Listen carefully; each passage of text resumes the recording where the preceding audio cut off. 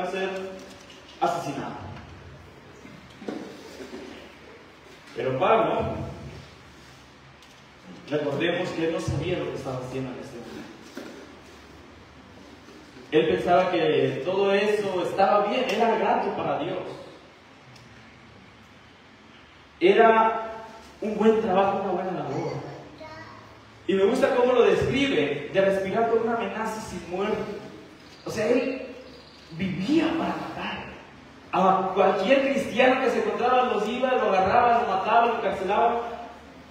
Pero esa era su misión. Él tenía un buen coraje. Su celo por la ley judía lo hacía actuar de esa manera. Él aprobaba y participaba en la persecución de los cristianos, inclusive los mataba. En el capítulo anterior se menciona que él estuvo viendo cuando Esteban fue asesinado. Él participó en eso. Y después se menciona quién era Pablo. Ese coraje que tenía, esa que nadie lo paraba. Para donde quiera que fueran los cristianos, él los perseguía y los mataba. Continuamos en el versículo 3. Dice: mas yendo por el camino, aconteció que al llegar cerca de Damasco, repentinamente le rodeó un resplandor de luz del cielo. Y cayendo en tierra, oyó una voz que le decía: Saulo, Saulo, ¿por qué me persigues? Él le dijo: ¿quién eres, Señor? Y le dijo: yo soy Jesús, a quien tú persigues. Dura cosa te es dar coces contra el aguijón. Pablo, bueno, en ese momento Saulo, vemos que él perseguía y perseguía y perseguía. Él no tenía conocimiento. Pero llega un momento donde ya entra Jesús en acción. Actúa con él directamente, lo trata. Y le dice: Saulo, ¿por qué me persigues? Yo le pregunto, ¿Saulo estaba persiguiendo a Jesús? ¿Saulo iba atrás de Jesús? ¿Iba o no iba? Atrás de Jesús. Iba Jesús ya corriendo y iba Saulo atrás de él. No era Jesús directamente. Jesús ya había muerto, ya había resucitado, ya había ascendido. Aquí, a quien está persiguiendo es a los cristianos. Y aquí entra la primera categoría donde dice que cualquiera que se meta con un cristiano se está metiendo con Jesús. No está actuando conmigo directamente. Si me ataca a mí, no es a mí a quien está atacando, es a Jesús. Y lo podemos ver aquí.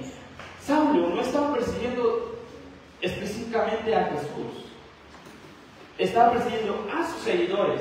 Pero al perseguir a sus seguidores, por ende estaba persiguiendo a Jesús. Y me gusta esa frase de que le dice: Saulo, Saulo, ¿por qué me persigues? Es decir, ¿qué estás haciendo con tu vida? ¿Qué es lo que te pasa? ¿Qué tienes? Hermanos, en muchas ocasiones, más de alguno va a actuar como Saulo. ¿En qué sentido? Hay un dicho que dice: más ayuda el que no estorba. Y para esto, para que puedan entenderme, quiero que vayamos a Mateo capítulo 28, versículo 16. Mateo capítulo 28, versículo 16, que tiene por nombre la gran comisión. Dice: pero los 11 discípulos se fueron a Galilea, al monte donde Jesús les había ordenado, y cuando le vieron, le adoraron, pero algunos dudaban.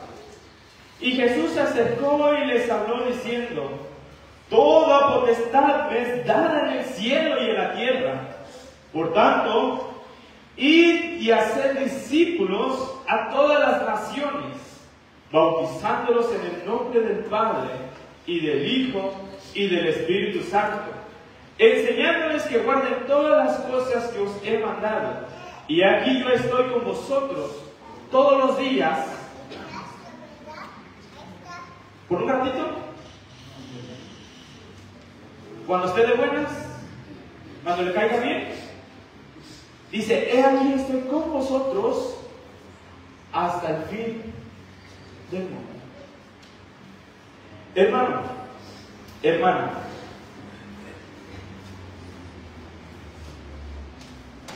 en este momento, ¿qué está haciendo usted para cumplir esta gran comisión? Esta gran comisión no solo fue para una persona, no solo fue para los 11 discípulos, es para todos. ¿Y saben por qué es para todos? Ahí mismo en el versículo dice, por tanto, id y hacer discípulos.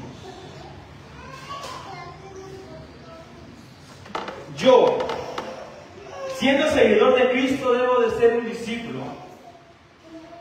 Pero va a llegar un momento donde yo tengo que reproducirme, tengo que hacer más discípulos. Y estos discípulos a quien yo enseñé deben de comprender que en algún momento ellos deben de hacer más discípulos. Es decir, esto es una cadena. Los 11 apóstoles fueron discípulos de Jesús. Fueron seguidores de Cristo. Y ellos crearon otros discípulos. Y esos discípulos crearon otros y otros y otros y otros hasta el día de hoy. ¿Y los discípulos terminan hasta hoy? Sí.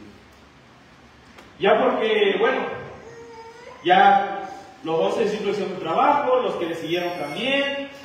Yo ya fui discípulo y hasta acá termina el trabajo. ¿Hasta aquí termina? ¿Hasta dónde dice que va a estar Jesús con nosotros? ¿Hasta dónde? ¿Y hasta cuándo debe de terminar la obra de Jesús entonces? Hasta el fin del mundo. Si Jesús va a estar con nosotros hasta el fin del mundo, nosotros debemos seguir en la labor, cumpliendo la gran comisión.